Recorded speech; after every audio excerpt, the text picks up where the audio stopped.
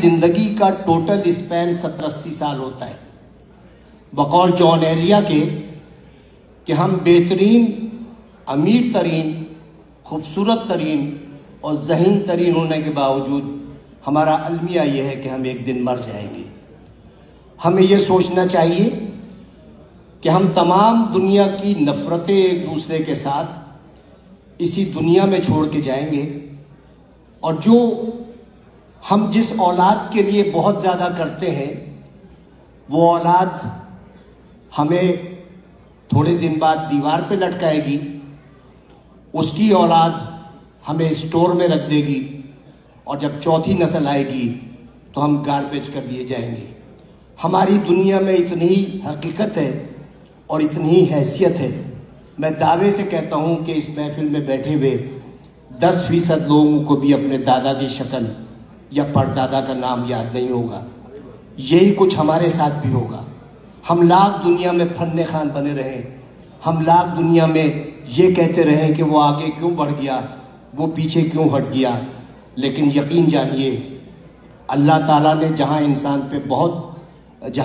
پہ اتنے احسانات کیے ہیں، وہاں ایک بہت بڑا اس کا احسان یہ ہے کہ اس نے 3 چیزیں اپنے پاس رکھی ہیں۔ وہ چیزیں یہ ہیں کہ میں جسے چاہے عزت دوں، جسے چاہے ذلت دوں، میں جسے چاہے زندگی دوں، جسے چاہے موت دوں، اور میں جسے چاہے رزق دوں اور جسے چاہے مفلسی دوں۔ اب آپ سوچیں کہ اگر عزت دینا میرے جیسے کسی چھچورے آدمی کے ہاتھ میں ہوتا تو عزت دار صرف میں ہوتا اور آپ سب کی بے عزتی ہوتی۔ اگر رزق دینا میرے جیسے کسی آدمی کے ہاتھ میں ہوتا تو میرے گودام بھرے ہوتے اور آپ سب بھوک سے مر رہے ہوتے۔ اگر اسی طرح زندگی یا موت میرے ہاتھ میں ہوتی تو صرف دنیا کی آبادی ایک شخص کی ہوتی، کیونکہ میں سب کو موت سے ہمکنار کر دیتا۔ اس راز کو سمجھنے کے لیے ضروری ہے کہ محبت اور نفرت کے بنیادی فرق کو سمجھیے۔ بہت بال برابر فرق ہے۔ محبت کے لیے کہتے ہیں کہ محبت اندھی ہوتی ہے، محبت اندھی ہوتی ہے اور نفرت اندھا کر دیتی ہے۔